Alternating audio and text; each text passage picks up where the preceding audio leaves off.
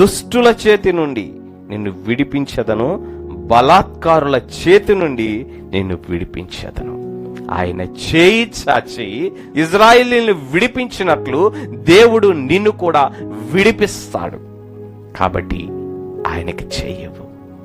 ఆయన హస్తము బలిష్టమైనదైనప్పటికీ నిన్ను విడిపించుటకును నిన్ను విమోచించుటకును ఆయన నీ ఇష్టము లేకుండా బయటికి లాగడం. సాతానుడు నిన్ను వెనక్కు లాగుతుంటే బలవంతంగా లాగుతాడు గాని నువ్వే వెనక్కు లాక్కుంటే ఆయన వెనక్కు బలవంతంగా నిన్ను బయటికి లాగడం.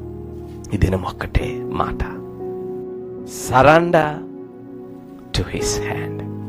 ఆయన హస్తానికి అప్పగించుకో. ఆయన చేతుల్లో ఆయన దృష్టిలో నువ్వు ఉన్నావు. ఆయన నిన్ను బలపరుస్తాడు, సహాయము చేస్తాడు.